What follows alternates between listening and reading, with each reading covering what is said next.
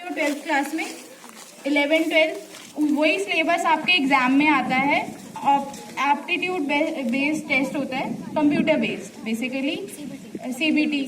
तो वहाँ पर आपको वो एग्जाम देना होता है, उसमें जितना भी आपका स्कोर आता है उसके अकॉर्डिंग आपको कॉलेजेस मिलते हैं और सारे गवर्नमेंट कॉलेजेस उसके अकॉर्डिंग मिलते हैं। और गवर्नमेंट कॉलेजेस के अलावा बहुत सारे प्राइवेट कॉलेजेस भी हैं, जैसे हमारा निफ्टेम स्पेशलाइज्ड नेशनल इंस्टीट्यूट है, गवर्नमेंट का इंस्टीट्यूट है, मिनिस्ट्री ऑफ फूड प्रोसेसिंग के अंडर, MOFPI के अंडर, जो सिर्फ फूड इंजीनियरिंग के लिए डेवलप किया गया है गवर्नमेंट के द्वारा, ताकि फूड में ज़्यादा से ज़्यादा डेवलपमेंट हो सके। तो अगर आपका इंटरेस्ट फूड से रिलेटेड है, आप चाहते हो कि इस सेक्टर में काम करो या फूड इंजीनियरिंग करो, तो आप हमारा कॉलेज भी विजिट कर सकते हो, उसके बारे में सर्च कर सकते हो।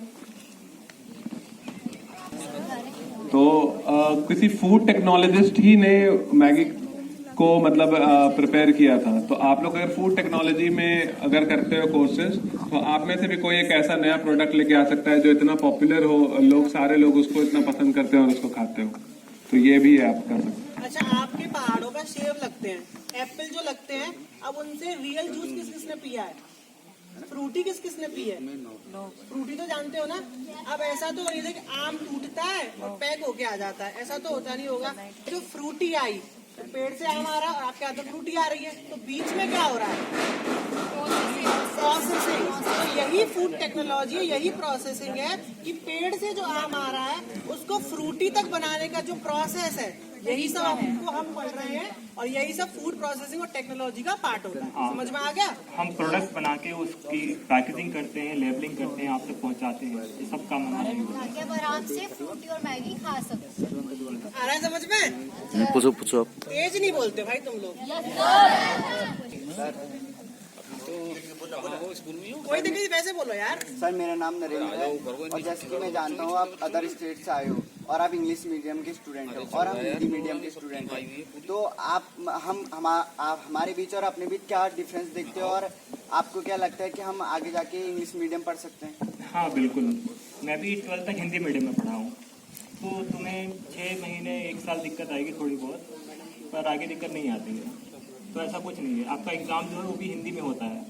जो JEE मेन का एग्जाम है वो हिंदी में होता है। दोनों में होता है। हाँ, तो हिंदी में भी होता है, इंग्लिश में भी होता है और लैंग्वेजेस हैं उनमें भी होता है, तो उसमें कोई दिक्कत नहीं आती। तो ऐसा नहीं है कि आपको कम प्रेफरेंस मिलती है। हाँ। आपको उतना ही मौका मिलेगा जितना एक इंग्लिश मीडियम को मिलेगा या किसी और को मिलेगा। तो आप बस पढ़ाई अच्छे से करो कि आप वहाँ तक पहुँच पाओ। हिंदी और इंग्लिश में कोई डिफरेंस नहीं है, यहाँ पे आप कर लोगे। इसका सिलेबस होता है physics, chemistry, math, JEE main का। तो मैं भी 12th तक हिंदी मीडियम में ही पढ़ा हूँ, कोई दिक्कत नहीं है। इसीलिए कोई फर्क नहीं है हम कोई फर्क नहीं। कोई नहीं, यहाँ पे कोई फर्क नहीं है। तक फुली CBSE बोर्ड बच्चा रहा था, पूरा इंग्लिश में ही पढ़ा था। फिर मैंने कुछ प्रॉब्लम्स की वजह से 11-12 हिंदी मीडियम में करा। अब मेरे को दिक्कत बहुत आई, लेकिन इतना कुछ ऐसा नहीं था कि बहुत अलग हो गया। मैंने फिर अपना स्कूल भी टॉप कर दिया 12th क्लास में। तो बिल्कुल ऐसी मत सोचो कि हम हिंदी से हैं, वो इंग्लिश से तो बहुत ज्यादा होशियार है, कुछ भी नहीं है। आप सबसे ज्यादा होशियार हो, अपने आप को सबसे ज्यादा होशियार समझो, ठीक है?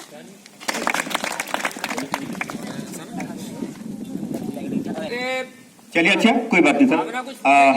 कुछ फटाफट, बहुत टाइम नहीं है। जल्दी उठ, खड़े हो जल्दी पूछ। वैसे भी सैटरडे है, सबको घर जाना। उठो, हाँ बोल। आराम से, बिल्कुल डरते नहीं, आराम बोलो। आपका वाला माइक नहीं चल रहा। करने से पहले उसने आपको समझाने। हमारे जो छात्र हमारे यहाँ पर पहुंचे हुए हैं BTech और MTech के, तो शायद समझ में नहीं आएगा कि क्या इस लड़की ने बोला। लड़की ने बोला कि जैसे हमारे सर लोग हैं वैसे आप लोग भी हैं। आप हमारे यहाँ आए, हमें बहुत अच्छा लगा। आपने जो बातें हमें बताई, हमें बहुत अच्छी बातें बताई और उम्मीद करते हैं कि आने वाले समय में भी आप इस प्रकार की जो बातें करेंगे। बहुत बहुत तालियां जोर की इस लड़की के लिए। तो चलिए, अच्छा सर एक क्वेश्चन पूछना चाहता हूँ। हाँ बोलो। सर जो आप पैकेट के अंदर खाना प्रिजर्व करते हो, क्या वो लाभदायक होता है? हमारा टेक्नोलॉजी अभी इस टाइम इसी चीज पे काम कर रहा है कि हम कम से कम प्रिजर्वेटिव्स डाल के अपने फूड को प्रोसेस करें, क्योंकि अब गवर्नमेंट भी चाहती है कि हम ज़्यादा से ज़्यादा मोटा अनाज खाएं, जैसे क्योंकि आजकल सबका सेहत, सब लोग कोरोना के बाद से अपने सेहत के लिए बहुत ज़्यादा कॉन्शियस हो गए हैं। आपने भी देखा होगा कोरोना के बाद से कोई नहीं चाह रहा कि ज्यादा से ज्यादा हम केमिकल खाएं या कुछ खाएं, तो हमारा यही काम है हम ऐसी टेक्नोलॉजीज डेवलप करें अब आगे कि कम से कम केमिकल फूड को प्रिजर्व करें और लंबे टाइम तक उसका शेल्फ लाइफ बढ़ाएं। और ऐसा नहीं है कि जितना पैकेज फूड है वो खराब है। पैकेजिंग इसलिए भी जरूरी होती है कि वो खाना उस जगह पहुंचाया जाए जहां पर वो खाना उपलब्ध ही नहीं है। समझ में आ रहा है? जैसे कि पहाड़ में जो एप्पल बन रहा है वो नीचे कन्याकुमारी कश्मीर तक कैसे पहुंचेगा? तो पैकेजिंग प्रोसेसिंग इसके लिए भी जरूरी है। तो ऐसा भी कुछ नहीं है कि वो बिल्कुल ही खराब है या फिर उसमें बहुत सारा प्रिजर्वेटिव ये कुछ ऐसा नहीं है। न्यूट्रिएंट बैलेंस्ड होते हैं और सारी चीज बैलेंसिंग कर ही बनाई जाती है। समझ में आया? आपका क्या नाम था? दिव्यांश। और आप सभी लोग पैकेजिंग से ऐसा मत सोचो कि हम उसके अंदर कुछ केमिकल डाल ही डाल रहे हैं। हम सिंपल, आप कुछ भी खरीदते हो किसी शॉप से, जैसे आप चाउमीन खरीदते हो तो आप एक पैकेट में डालते हो ना उसको, ताकि आपको उसको पकड़ना बने, है ना? तो वो भी एक पैकेजिंग ही है ताकि आप उसको अपने घर तक लेके जाइए। ठीक है? नमस्कार बट उस काम को हम पढ़ लिख कर करते अच्छे से करते हैं। ठीक है, सर आ जाइए।